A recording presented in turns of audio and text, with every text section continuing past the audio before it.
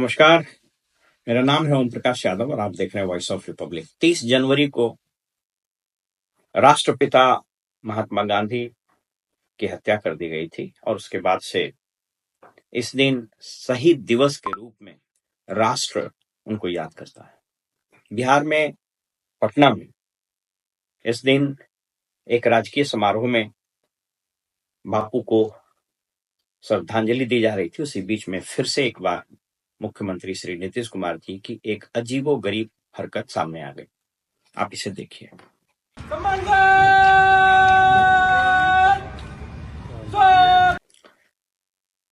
इस वीडियो के अलावा कुछ और वीडियो की क्लिपिंग्स हम आपको दिखाते हैं। अरे सुनो ना यार, कुछ जानते हो, बैठ जाओ। हमको लगता है कहीं न कहीं उन दिमाग में कोई कमजोरियां है। नीतीश कुमार जी का मेडिकल जांच करने की आवश्यकता हो। मुख्यमंत्री को इलाज की जरूरत है। नीतीश कुमार किसी गंभीर मानसिक बीमारी से ग्रसित हैं। तो मेंटल हो चुका है। सर पार्लियामेंट का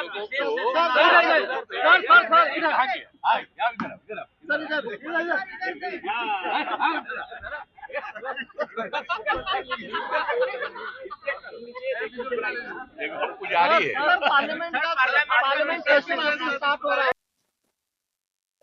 इन वीडियो की क्लिपिंग्स देखने के बाद हर व्यक्ति के जहन में यह प्रश्न उठना शुरू हो गया है कि कदाचित मुख्यमंत्री जी की मानसिक और शारीरिक स्वास्थ्य ठीक नहीं है और यह अत्यंत चिंता का विषय है। मैं ईश्वर से प्रार्थना करता हूं कि उनका स्वास्थ्य ठीक रहे, वो शतायु हो। लेकिन एक बड़ा गंभीर प्रश्न उठा है और मैं आज आपको संवैधानिक दृष्टिकोण से उसको बताने का प्रयास करता हूं। ऐसा नहीं है कि यह प्रश्न कोई एक बार उठा है। इन्हीं के गठबंधन के, दल के नहीं, माफ कीजिएगा, इनके गठबंधन के कई नेता ने पहले भी सवाल उठाए हैं जब वो विपक्ष में थे और अलग अलग मंचों पर इन पर प्रश्न उठते आ रहे हैं। बिहार में जो सरकारी सेवक नौकरी करते हैं उनके लिए एक नियम है, उसका नाम है Bihar service code. Bihar service code में इस बात का उल्लेख है कि अगर कोई अधिकारी या सरकारी कर्मी फॉर दैट मैटर की शारीरिक स्थिति ठीक न हो, जब हम शारीरिक बोलते हैं तो मस्तिष्क भी शरीर के अंदर ही आता है, तो उसकी स्वास्थ्य जांच की जाती है। अगर वह व्यक्ति अनफिट रहता है, यानी स्वास्थ्य के दृष्टिकोण से उसका स्वास्थ्य उस लेवल का नहीं रहता है कि वो सेवा में कंटिन्यू करे, तो उसकी सेवा समाप्त कर दी जाती है। यह प्रोविजन बिहार सर्विस कोड में है और ऑल इंडिया सर्विसेज और सब जगह है। इस राज्य में एक बड़े यशस्वी, ओजस्वी और तेजस्वी आईएएस अधिकारी हैं, श्री चंचल कुमार। वो मुख्यमंत्री के प्रधान सचिव थे। उन्होंने इस प्रोविजन का जबरदस्त उपयोग किया और इस प्रोविजन में और क्लैरिटी लाने के लिए एक और नए एग्जीक्यूटिव ऑर्डर इंस्ट्रक्शंस उन्होंने इशू करवाए मुख्यमंत्री जी के कार्यकाल में, और उसके कारण कई एक अनचाहे पदाधिकारियों की सेवा, अनचाहे कर्मियों, उन्हीं के हिसाब से उनकी सेवा उन्होंने समाप्त कर दी। अब जब यह प्रश्न उठना शुरू हो गया है कि आदरणीय मुख्यमंत्री जी का स्वास्थ्य ठीक नहीं है, तो मैं आपको संविधान के अनुरूप बताने का प्रयास करता हूं कि इसके बाद क्या होना चाहिए। एक तो यह स्पष्ट है कि अगर कोई सरकारी कर्मी की स्थिति ठीक नहीं रहती है तो उसकी सेवा चली जाती है, तो ये गंभीर हालात है।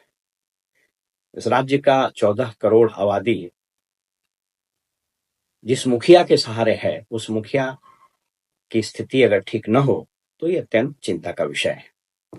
मेरे हाथ में संविधान के प्रति कॉन्स्टिट्यूशन ऑफ इंडिया, इसके आर्टिकल 102 यानी अनुच्छेद 102 में जो वर्णन है मैं आपको पढ़ के बताता हूं। मैं आपको स्क्रीन पर भी दिखाने का प्रयास करूं। Disqualification for membership, article 102 clause B, it says that if he is of unsound mind and stands so declared by a competent court, he shall be disqualified. मतलब अगर वह अनसाउंड माइंड का हो और उसको कोर्ट डिक्लेयर कर दे तो वो उनकी सदस्यता चली जाएगी। ये पार्लियामेंट के संबंध में है, यानी राज्यसभा के सदस्य हो या Lok Sabha. Article 191 clause B, if he is of unsound mind and stands so declared by the competent court, उसकी सदस्यता चली जाएगी। अब कॉम्पिटेंट कोर्ट अनसाउंड माइंड अपने से तो करेगा नहीं, क्योंकि कोर्ट कोई डॉक्टर तो है नहीं।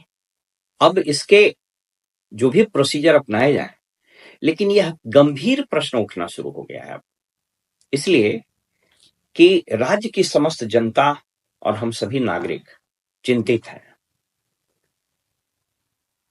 दो कारण से चिंतित है। पहला, कि उनकी अच्छे से इलाज कराई जाए और ईश्वर करे कि वो स्वस्थ होकर वापस अपने काम में लौट जाए। पूरे राज्य को यह जानने का वैधानिक, संवैधानिक और प्रजातांत्रिक अधिकार है कि उस राज्य का मुख्यमंत्री का स्वास्थ्य कैसा है। आप कुछ वीडियोस में देखिएगा कि मुख्यमंत्री जी जो बोलना चाहते हैं उनको बोलने नहीं दिया जाता है। अभी वो प्रगति यात्रा पर है।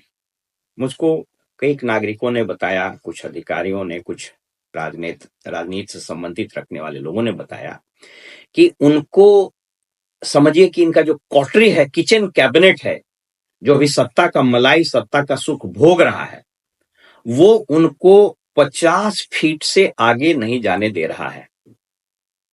ये मैं इस डिस्क्लेमर के साथ बता रहा हूं कि मुझको जो जानकारी दी गई, क्योंकि मैं तो अब वहां हूं नहीं, तो ये दी जा रही है। इस प्रगति यात्रा में वो कौन सी मीटिंग कर रहे हैं? वही 4-5 अधिकारी और वही 2-3 नेता जो साए की तरह उनके साथ घूमते रहते हैं, उन्हीं के साथ वो high level, low level, high alert, low alert, red alert, yellow alert, सभी प्रकार की मीटिंग उसी को करते हैं। तो अगर उसी के साथ बात करना है, उसी के साथ मीटिंग करना है, तो ये 225 करोड़ रुपया खर्च करके नगरी नगरी द्वारे द्वारे जाने का कोई औचित्य नहीं है। हालांकि वो एक अलग विषय है। मैं अपनी बात सिर्फ यहीं तक केंद्रित रखता हूं कि यह मांग उठनी चाहिए कि आदरणीय मुख्यमंत्री जी की स्वास्थ्य की अच्छे से जांच हो, और यह जानने का भी हर नागरिक को अधिकार है कि अभी उनकी स्थिति कैसी है। और अगर स्थिति ठीक नहीं, अगर इफ सो, तो मुझको लगता है कि संविधान का यह अनुच्छेद प्रयोग में लाया जा सकता है, क्योंकि 14 करोड़ आबादी को ऐसे डोलड्रम में, ऐसे हालात में, ऐसे अनिश्चितता में छोड़ा जाना, ये प्रजातंत्र के लिए शुभ संकेत नहीं है। कहीं ऐसा तो नहीं है कि जो लोग उनके आसपास घूम रहे हैं साए की तरह, या कोई और तत्व जो जानबूझकर करके इनको इलाज कराने नहीं दे रहा है? कहीं ये कोई साजिश तो नहीं है?